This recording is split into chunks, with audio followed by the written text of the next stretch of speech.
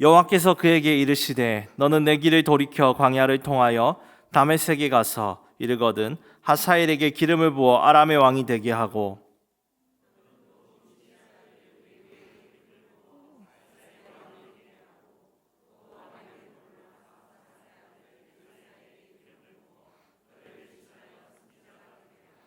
하사엘의 칼을 피하는 자를 예후가 죽일 것이요 예후의 칼을 피하는 자를 엘리사가 죽이리라. 그러나 내가 이스라엘 가운데에 7,000명을 남기리니 다 바알에게 무릎을 꿇지 아니하고 다 바알에게 입맞추지 아니한 자니라. 아멘. 어떤 일을 맡는 도중 그 심한 육체적, 정신적 스트레스를 느끼고 직무에서 오는 열정과 성취감을 잃어버리는 증상을 번아웃 증후군이라고 합니다. 저번 제 설교에서 말한 것처럼 하나님의 크신 능력을 경험한 엘리야도 이 번아웃 증후군을 경험하였다고 오늘 본문에서는 말하고 있습니다. 그리고 우리 그리스도인들도 하나님의 크신 능력을 삶 속에서 경험함에도 불구하고 이후의 삶 가운데 낙심하고 어려운 일이 있기 때문에 이 증상을 겪고 방황하게가 될 때가 있습니다. 이럴 때 우리는 하나님이 나와 진짜 함께 계시는지 어디에 계시는지 의문이 들 때가 있을 겁니다. 그러한 질문에 오늘 본문에서 하나님께서는 오늘 너희와 진짜로 함께하며 너를 보호하고 있다고 말씀하십니다. 혹시 여러분들 중에서도 오늘 영적 탈진과 무기력을 경험하고 계신 분들이 계십니까? 오늘 함께 우리가 도우시는 하나님께 부르짖고 나아갈 때에 그 모든 것이 회복되는 밤이 될 줄 믿습니다. 하나님께서는 어디에 계십니까? 첫 번째로 우리가 지치고 고난 곳에 분명히 계십니다. 지난 설교에서는요, 엘리야가 바알 선지자 450명과 기도 응답 대결을 펼쳤는데 하늘에 불을 내리고 그는 승리하였습니다. 그리고 이스라엘 땅에 3년 동안 내리지 않던 비를 그가 간절히 기도함으로써 비가 내리게 되었습니다. 이에 엘리야는 이 하나님의 기적들을 본 악한 왕 아합은 이제 하나님께 항복하리라고 기대하였고요. 이제 이스라엘은 하나님을 온전히 섬기는 나라가 될 것이라고 소망했습니다. 그러나 그에게 닥쳐온 현실은 생각과 달랐습니다. 왜냐하면 아합의 아내 이세벨이 바알의 선지자를 엘리야가 죽인 것 때문에 화가 나서 그를 잡아 죽이라고 온 이스라엘에 명령했기 때문입니다. 이에 엘리야는 북이스라엘을 멀리 떠나서 도망갑니다. 선한 왕 여호사밧이 다스리는 남유다가 있었음에도 그는 그 나라를 넘어서 저 끝에 있는 남쪽 브엘세바까지 이동합니다. 그런데 거기서도 자신의 목숨이 위험하다고 생각했는지 같이 따라다니는 사환을 브엘세바에 머물게 하고 자신은 더 밑에까지 광야로 나아갑니다. 본문 19장 4절 보시면요. 광야에서 하룻길, 즉 30km 정도인데요. 이 30km 정도를 걸어가고 엘리야는 지쳐서 이제 한 로뎀나무 아래에서 누워 멈춥니다. 제가 실제로 식물박물관에서 이 나무를 본 적이 있는데요. 아주 작습니다. 잎사귀도 작고 얇아서 뜨거운 태양을 덮는 그늘 역할도 제대로 못합니다. 본문 서자를 보시면 이 나무 아래에서 그는 하나님께 이렇게 말하고 있죠. 여호와여 넉넉하오니 지금 내 생명을 거두시옵소서. 나는 내 조상들보다 낫지 못하나이다. 그가 얼마나 지쳤던지 하나님께 지금 자신의 생명을 거두어 달라고 말하고 있습니다. 왜 자신의 생명을 거두어 달라고 하겠습니까? 그만큼 그가 너무나 심신이 지쳐 있던 겁니다. 4절 마지막 절에 보시면 자신의 처지가 너무 비참해서 먼저 잠든 조상들보다 낫지 못하고 도망자 생활이기 때문에 이제 그만 죽여달라고 하소연하는 겁니다. 비록 성도님들보다 제가 나이가 어리지만 저도 아주 지쳐 있을 때가 있었습니다. 그때는 솔직한 마음으로 어서 하나님 나 좀 천국에 데려가 주십시오라고 하나님께 매달렸던 적도 있었습니다.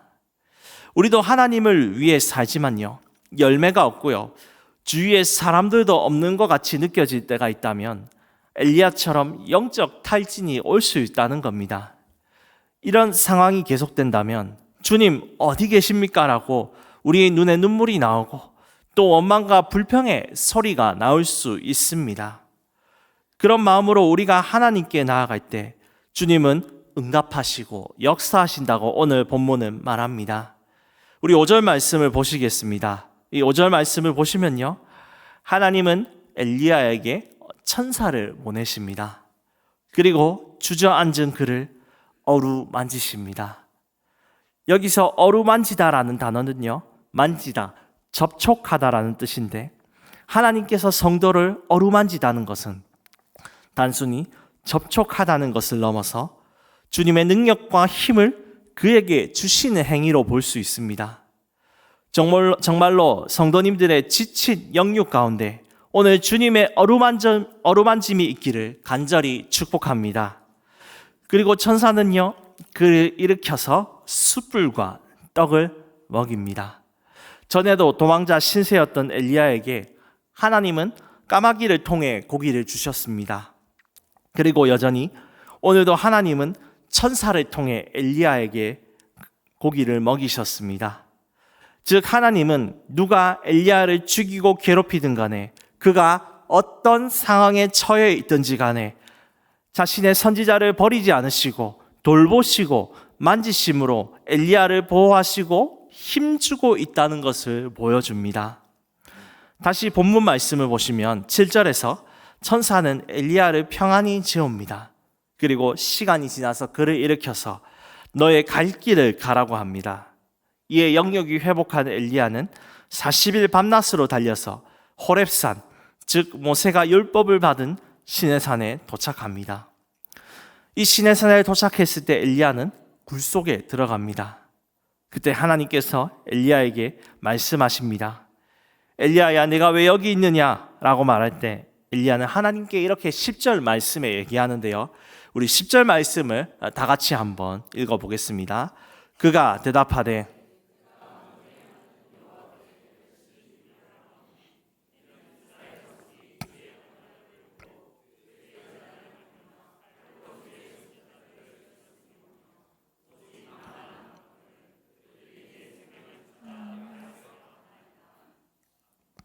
엘리야는 열심히 주를 위해 일하였습니다. 그러나 돌아온 것은 아합과 그의 군대들이 그를 죽이려 한다는 현실이었습니다.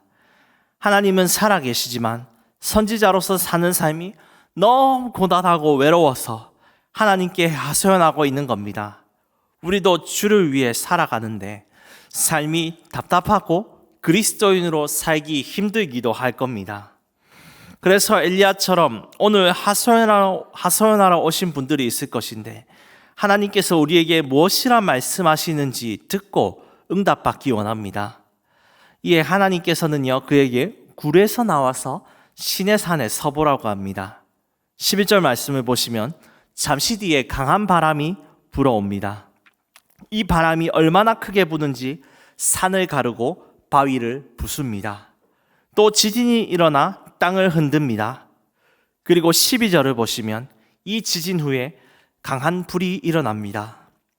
보통 하나님은 자신의 임재를 나타내실 때 강한 바람으로서, 불로서, 지진으로서 나타나셨습니다. 이스라엘 광야에서 생활할 때 하나님은 불기둥으로 임재하셨습니다. 그러나 오늘 12절을 보시면 불 가운데에도 여호와께서 계시지 않고 불 후에 세미한 소리로서 대답하십니다. 여기서 세미한 소리는 작고 평온한 소리로 볼 수 있습니다. 이 말은 하늘에 불이 내려지고 3년 만에 비가 내린 기적을 통해서 하나님이 엘리야에게 크게 나타나신 적이 많았지만 때로는 지치고 아무런 응답이 없을 것 같은 침묵의 시간에도, 눈물의 때에도 하나님은 여전히 작고 평온한 소리로 함께 계시고 도우시고 눈물을 닦아주신다는 것을 말하고 있습니다. 13절 말씀을 보시면 엘리야는 얼굴에 옷에 가리고 하나님을 맞이합니다. 그리고 동굴 속에 있던 대화를 14절에서 다시 주어 이어받고 있습니다. 왜 여기 있느냐 엘리야야, 하나님 저만 남았는데 이제 어떻게 합니까? 라고 다시 이야기를 이어갑니다. 우리도 이 엘리야처럼 하나님 살아계신 거 알고 있습니다. 그러나 분명하고 답답한 상황 때문에 우리는 계속해서 하나님께 따질 수밖에 없을 겁니다. 오늘 이 금요기도의 시간에 하나님께 나의 고민을 계속해서 간절하게 부르짖는 분들에게 하나님의 작고 평온한 소리가 내 마음에 들려오며 위로받는 여러분 되시기를 축복합니다. 시편 42편 5절은 이렇게 말합니다. 내 영혼아, 내가 어찌하여 낙심하며 어찌하여 내 속에서 불안해하는가? 너는 하나님께 소망을 두라. 그가 나타나 도우심으로 말미암아 내가 여전히 찬송하리로다. 다른 사람들에게 말해도 나는 위로받을 수 없지만 나의 은밀하신 하나님, 전능하신 하나님께 나의 고민을 얘기하고 기도할 때 작고 조용한 소리로 나를 위로하시며 일으키시는 역사가 있는 줄 믿습니다. 하나님은 어디에 계십니까? 둘째로 성도의 사명 가운데 계십니다. 엘리야는 자신의 할 일이 더 이상 없다고 생각했습니다. 그러나 하나님은 엘리야에게 또 다른 사명을 주시는데요. 우리 본문 말씀 15절, 16절을 한번 읽어보겠습니다. 여호와께서 그에게 이르시되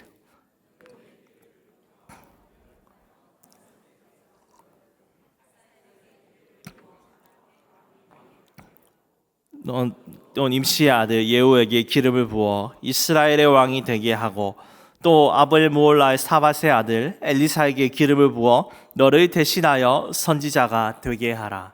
아멘. 아람은요 당시에 북이스라엘보다 강대한 세계를 지배하는 나라였습니다. 그런데 그 후계자를 하사엘로 세우라고 하십니다. 또 아합 왕조를 끝내고 북이스라엘의 새로운 왕으로서 예후를 세우라고 합니다. 이 왕을 세우는 자의 역할은 어떤 권력과 힘이 있는 사람이 아니라 도망자 엘리야가 맡을 것이라고 하나님께서 말씀합니다. 그리고 엘리야의 다음 후임으로 엘리사를 세우라고 하십니다. 즉 엘리야의 사역은 끝나는 것이 아니라 후계자가 있으며 계속 이 사역과 사명은 이어진다는 것입니다. 비록 지금 엘리야의 상황 속에서 볼 때 눈에는 아합의 권세가 하늘을 찌른 것 같고 나라가 부강해 보이지만 결국에는 하나님께서 그의 사람을 통해서 세우시고 그가 낭망할 때에 사명을 주심으로써 그를 일으킨다는 것을 볼 수 있습니다. 성도 여러분, 우리는 약해 보이지만 하나님은 분명히 우리의 중심을 보시고 하나님의 사람으로서 세우는 것을 믿으시기를 원합니다. 우리의 사명이 무엇입니까? 우리는 복음을 증거함으로써 하나님의 나라를 세워가는 사명이 있습니다. 특별히 다가오는 6월 9일 주일에 해피투게더 전도 축제가 있습니다. 우리 청년이부 형제 자매들이 이렇게 찬양 인도도 하고 오늘 뜨겁게 기도함을 통해서 나아가는데요. 우리 모든 성도님들도 함께 동참해 주셔서 새로운 영혼들이 많이 오도록 함께 기도할 때에 주님께서 우리의 사명을 이루어가는 줄 믿습니다. 또한 우리 교회가 함께 성도의 교제가 충만하는 것을 바라고 또 복음 전파를 위한 그 사명을 목적으로 삼고 기도하며 나아갈 때에 하나님께서는 우리를 사명으로 움직이시며 결코 우리를 버리지 아니하시고 영원토록 함께할 줄 믿습니다. 마지막으로 주님은 함께하는 공동체 가운데 계십니다. 앞선 본문에서 두 번이나 엘리야는 계속 하나님, 나 혼자만 이렇게 하나님을 섬긴다고 하소연했습니다. 그러자 주님은요, 엘리야에게 18절에 이렇게 말하는데요. 우리 함께 봉독하겠습니다. 그러나 내가 이스라엘 가운데에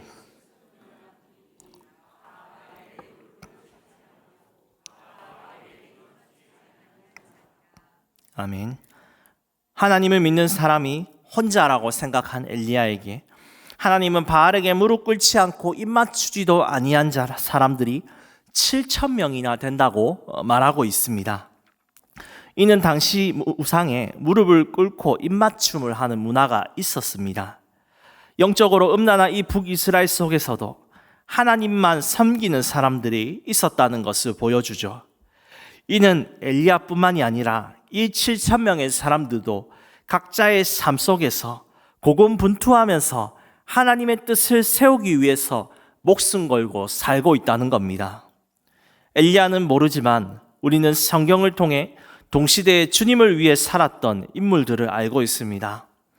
예를 들어 악한 아합의 왕조 속에서 관리직을 지내면서 선지자들을 숨기면서 먹여주었던 오바댜가 있었습니다. 또 아합 왕이 포도밭을 비싼 값에 넘겨주겠다라고 했는데 하나님 말씀에 밭을 팔지 말라고 해서 거부했다가 억울하게 누명 씌워서 죽임당했던 나봇이 그런 사람들이었습니다.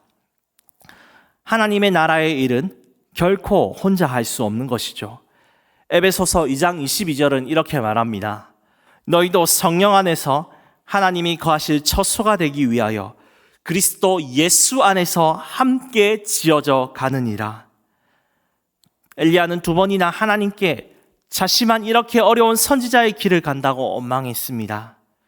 그런데 하나님은 엘리야가 결코 혼자가 아니며 수많은 동역자가 있다는 것을 알려주고 격려하십니다.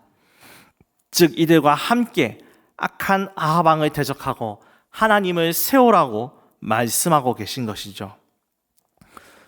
우리가 신앙생활을 하다가 부딪히는 여러 어려움들이 있을 때 나만 이런 일을 겪는 것 같다고 느낄 수 있습니다. 그런데 다른 성도들과 교제하다 보면 그들도 나와 비슷하게 이런 어려움을 겪고 있구나라고 느낄 때가 있고 또 나의 어려움을 통해서 그들에게 위로를 줄 수가 있습니다. 저는 사역을 되돌아보며 대다수 초등부 사역만을 맡았습니다. 현재 초등부 사역만을 섬겼습니다. 그러다 현재 모든 민족교회에서 이제 청년 일부 사역을 맡고 있는데요. 청년 일부 사역을 맡아서 좋은 점은 그들의 진지한 신앙적인 고민을 들으면서 그들을 통해 저도 많이 배우고 그들의 삶을 통해 또 저도 헌신할 수 있는 것을 배우고 많이 위로를 받는다는 것입니다. 성도 여러분, 힘든 고민이 있으십니까? 또 나만 신앙생활을 한다고 느끼십니까? 여러분들의 동역자들을 찾으시고 함께 이 고민을 나누시기를 원합니다. 그렇게 나누면서 비전을 공유하고 나아갈 때에 하나님께서 우리들을 통해서 동역자들과 함께 고민을 나누며 회복시켜 주실 것이고 우리가 위로받음을 통해 하나님의 사역들을 함께 잘 감당할 수 있는 줄 믿습니다. 말씀을 정리하겠습니다. 우리가 이 땅을 살아가면서 힘들고 어려운 영육의 지침이 올 때에 하나님은 우리를 버리신 것이 아니라 우리에게 반드시 함께 하시며 위로하신다고 약속하십니다. 그분은 어디에 계십니까? 은밀한 소리 가운데 계십니다. 나의 힘든 영육을 어루만지시고 오늘 나를 일으켜 주는 줄 믿으시기를 바랍니다. 주님은 우리에게 사명을 주심으로 일으키십니다. 베드로가 나는 낚시를 하러 가겠노라 하고 예수님의 사명을 저버리고 세상 속으로 들어갈 때에 주님은 그를 부드럽게 부르시고 말합니다. 내 양을 먹여라. 오늘 우리가 산 가운데 지쳐서 쓰러져 있을 때에도 주님은 말씀합니다. 복음을 위해서 살아가라. 해피투게더 전도축제 가운데에 너와 함께 할 것이다 라고 주님은 말씀하십니다. 이 사명을 붙들고 살아갈 때에 우리에게 성령의 충만함이 있는 줄 믿습니다. 하나님은 우리를 혼자 신앙생활로 놔두시는 것이 아니라 동역자들과 함께 세워가도록 부르셨습니다. 동역자들이 누구입니까? 우리 옆에 있는 기관의 식구들입니다. 또 우리 옆에 있는 구역 모임의 형제 자매들입니다. 이들과 함께 나아갈 때에 함께 기도하고 사역을 감당할 때 우리는 주님이 우리 가운데 계심을 느끼며 힘차게 사역할 줄 믿습니다.